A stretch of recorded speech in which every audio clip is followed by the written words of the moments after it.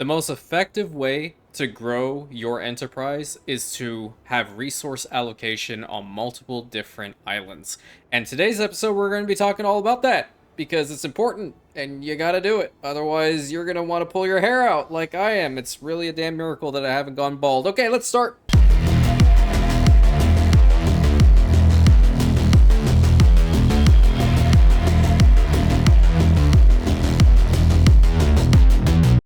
Hey everybody, and welcome back to another episode of the Anno 1800 Beginner's Guide series. Today we are going to be discussing the Commuter Piers and then resource allocation on multiple different islands. Now, that kind of sounds like, well, what the heck are you trying to explain here? Well, pretty much what I'm trying to get at is what I would recommend, and starting off with this, is not have every single one of your production chains and essentially everything you want on one island. Now, there are people that try to do the one island challenges, and I've done that before, and it's actually really, really fun. But for a beginner, it's not the best time, because you're trying to like juggle so many things at once, trying to figure out if this can work with that population. You have to balance every single one of them, and it just becomes like absolutely insane. I know it bothered me when I was starting off, because unironically, I actually watched a video of a one island challenge first before watching anything else Anno 1800 related. So, probably not the smartest move on my part. Anyway, so to begin, we are going to be discussing again the commuter piers. Now, how a commuter pier essentially functions is, number one, you're going to have to connect it to a road, in which case the road is connected to your main harbor area. That means you can definitely have one be all the way out here, or on the other hand, you can have one that's closest to your main harbor area, being like what we have here on Capua. Totally fine. It really depends on where you want to put it.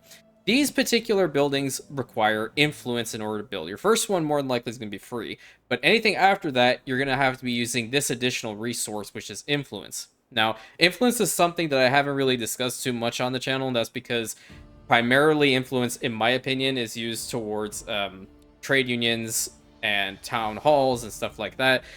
So we will eventually get more in-depth with influence at some point. But for now, do notice that if you go over here to the expansion, you're to flip this little thing over, you have your islands, and then you have a commuter pier right over here for free influence, so that's what we're going to be taking advantage of right now. And we're going to go ahead and build the very first one. So what you're going to need here is, you're going to need 25,000. Okay, at this stage, that's like chump change for us. You need 50 steel beams, 40 windows, and 30 reinforced concrete. That's why it's important to get the reinforced concrete production going as quickly as possible so you can start building these. And I'll show you exactly what this thing is all about. And this goes into sharing workforce across your islands.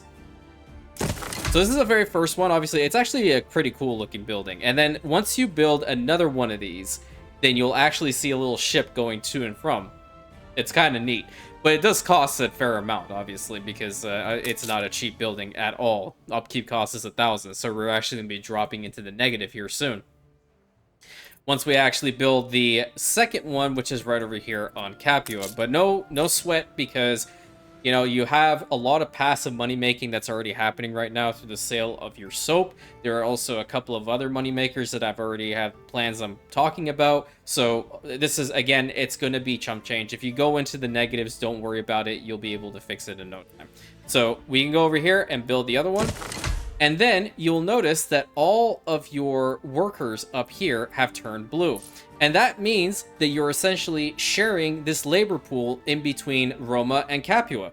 So Capua's massive amount of farmers is now helping out Roma's lack of farmers workforce. Do note though, because you've done this, it does not mean that you have to double the production on your stuff over here to compensate for the other island. No, they are still individual in that regard.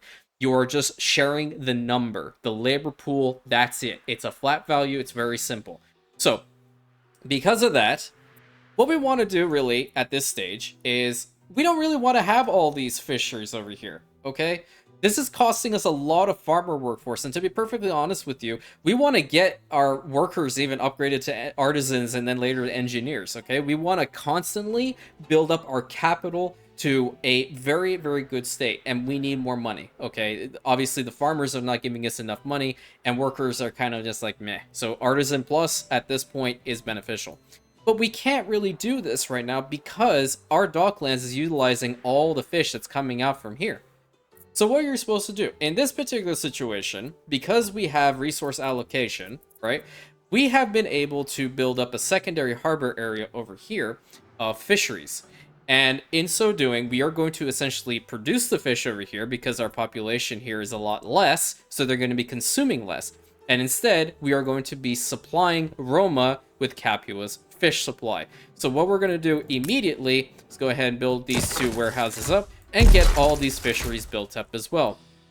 When you do this, try to have like a ship available. So in this case, we went ahead and built a schooner and we have the early bird right over here. So what we're going to do is, first of all, go into your main harbor area, and you have to make sure you do this all the time. Set a minimum stock for here. I'm just going to put 10 because that's the... They're not going to need a lot, honestly. So, like, we're going to be producing 26 here a minute. All right, that's totally fine. If we have, like, 10 in the stockpile, not a big deal. So what we're going to do is we are going to go over here and create a route. And we'll use the early bird, obviously. And from Capua, we're going to be getting as much fish over to Roma as possible. And we're just going to start trading it.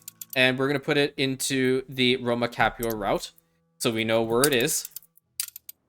And just leave it at that. So now it's going to jump into a queue until these ships are done. So this one's also going to come here, grab some hops, and head it over. And now this one's waiting to trade. If you want to avoid this happening, if you were to go over here to the engineers, you have the large harbor area. Nope, that's incorrect. That's the wrong thing. I know my stuff, I promise. You have the pier over here, and this is in the artisans. This acts as a secondary harbor for these guys. You can go ahead and put this thing down right over here.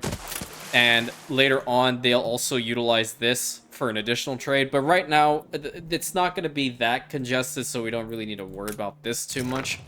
But if we go back over here to Roma, we no longer need to have all these guys producing fish for us here. There's no point. Right now, we are producing how much over here? We have essentially the exact same value. So 26.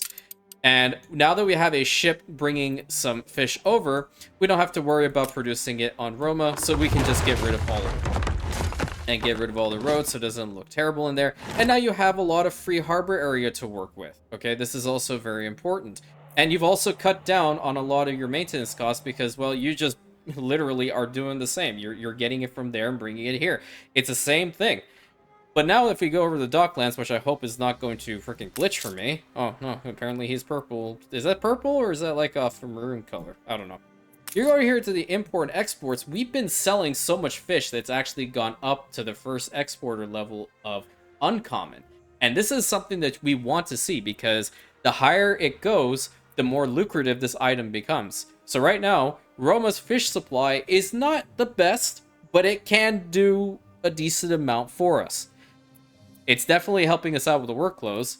I've already put it in here for the quartz sand. So there's other things we can also consider bringing in too. So like if we want to cut out another actual bit of the chain, we could have them import some glass. Maybe we can have them bring in some saltpeter. Anything is possible right now. However, currently, it seems like we're having a little bit of a problem when it comes to the piggies. So, just going to put this thing right over in here, and this right over in here. And as you can see, we have enough. We can get some additional piggies for the amount of fish that we have. The only problem is that we're going to have to make sure that the fish coming to Roma is going to be constant, right? So we don't want to have any ships kind of just sitting here and doing nothing. I will indeed go ahead and build another pier over here. And I think a good spot to do it would just be like right over here. Do note with the piers, you do not actually have to connect them to the main harbor area, just so long as they're like close to it. This will work. It doesn't have to have a road connection. I'm just crazy and feel like it needs one, so you can go ahead and do something like this. But now we have 2 harbor slots right over here that'll help out significantly with loading and unloading goods. And this is like, for example, for the soap trade, this one's bringing over fish, and that's what we like to see. So, that's all sounding good. And then, essentially, what we need to do now is we need to figure out this whole brass thing. So, we have 2 commuter piers going right now, but the problem is that we can't get both of those resources on Roma. We can only get the copper. We need zinc as well. And the way to get both of those is by going over here to Masina. Now, hopefully, we do indeed have all the stuff necessary to build up one more commuter pier. And we indeed do. Obviously, maintenance cost is going to hit us like a ton of bricks, but it's still worth it because now you have even more workforce over here to play with. You can see these little ships are going to and from. You can't control them, obviously, but they do look cool. That are going to be going and essentially simulating the fact that you are transporting a section of the workforce over here to Roma and then vice versa. Or to Capua, it really depends, wherever you want to put it. So we need to go ahead and get a little bit more resources in order to build up both this copper mine and this zinc mine that's all the way back here. And I'm going to do that really quick, going to bring over the goods, and we'll build these up and we'll get the trade going. Okay, give me a minute. So we've gone ahead and brought over all the goods necessary in order to get our copper and zinc mine going. So we definitely need to do that right now. And this all ties in again to resource allocation and setting it to different islands. This helps you considerably, and you're not going to have everything on one island all the time. So we're going to have the one copper mine be over here, and we have to get to the zinc mine all the way back here. Just to make life easy for you, really, because we have these particular hunting cabins going, I would just consider just having like a little like wooden bridge like this. Don't use too much of your resources into building a bridge over to like this side if you face this problem. Later on, if you definitely have enough, sure, why not? Go right ahead. But to start off, in order to get your things going over here, just good enough to just have something like that. And go ahead and build up the zinc mine and obviously a warehouse close to it. And we don't really need to know that we have reinforced concrete in here. We can get rid of that and go over down here to the copper and the zinc. And that's one good way of seeing how much you actually have here. But now our maintenance costs have definitely gone up, so that means we're going to have to change a little bit of things. And because right now Roma is having a little bit of an issue when it comes to its bread supply, and obviously that is because, you know, when you upgrade a lot of your population, they're going to want more stuff from you. A lot of our resources right now is tied into this whole production chain of making schnapps. Let me be very frank with you, okay? Schnapps is one of those goods that, in my opinion, once it reaches a certain point, cut it out, okay? Later on, when you get to, for example, the Arctic, yes, it can be good, but you do not have to mass produce it. And I will, this is a little bit of a tangent, but when we eventually get to the Arctic, you will understand how much of a resource suck that region is. So we'll talk about getting a chain and everything set up like that. But for now, what I'd like to do is I'd like to cut out all the schnapps distilleries, all these potato farms, because I don't really want my population working on all that. And remember, there's 50 farmers working for each one of these schnapps distilleries. And how many are there? 1, 2, 3, 4, 5, 6, 7 of them. That's a lot of farmers, okay? So, bye-bye to the farm fields, and bye-bye to the schnapps distilleries. And look how many farmers we actually do have. And that's not even all of them. We have 1,300. We just have some allocated towards working on the fields and whatnot. But now we have a whole open area over here, right? What we need to do is we have to actually get some farm fields in here later on, which is primarily going to be grain farms. But what I want to actually talk about in the next episode is actually setting up a fuel route and getting probably some tractor barns going. And that also encompasses making some steam motors. So that's why we are getting the brass and the zinc, I'm sorry, the copper and the zinc, excuse me, to make brass on Roma so we can get over to the steam motors and obviously make the spectacles. If you want my honest opinion, making the steam motors is a lot more important than the spectacles. And you see this little thing right over here? Well, it's not really little. It's an advanced weapon, okay? Advanced weapons blow these things out of the water, okay? So we're going to be cutting this out as well. I'm being very honest with you. Yes, it can be a very lucrative trade option. If you decide to do something like this, you can always go to the New World.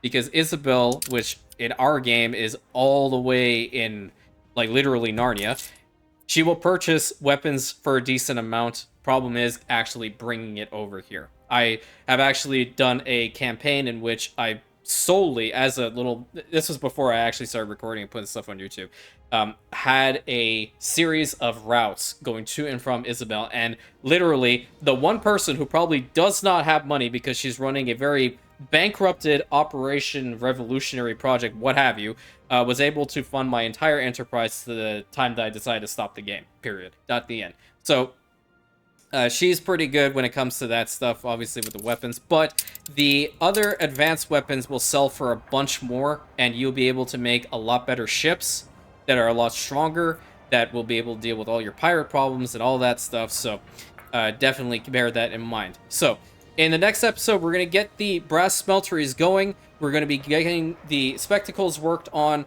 we're going to be also working on balancing the chains a little bit, cutting out the weapons facilities, and upgrading to the advanced weapon facilities to show you guys how powerful they really are. And then the episode following that will probably showcase all of the steamships, if we can get to that point. Additionally, there are the tractors, but I think we're going to actually have to do those two first. Before we reach the tractors, you're going to need steam motors for the tractors, so minor correction when it came to the order of importance, I guess. So, until next time, my friends, thank you so much. I know it was a bit on the shorter episode today, but it's definitely something that you guys need to understand with regards to resource allocation, your population allocation, and all that stuff. Trust me, in the long run, it'll work. So, until next time, my friends, thank you so much for tuning into this episode. Really appreciate it, along with your comments and input. Obviously, I really appreciate it. And the more you guys comment, the better it becomes, because I love talking to you all. I love learning from you guys as well. It's very, very fun. It's a collaborative project. You know, that's how I see it. So, until next time, please consider like, commenting, subscribing, hitting that bell button, sharing it with your friends.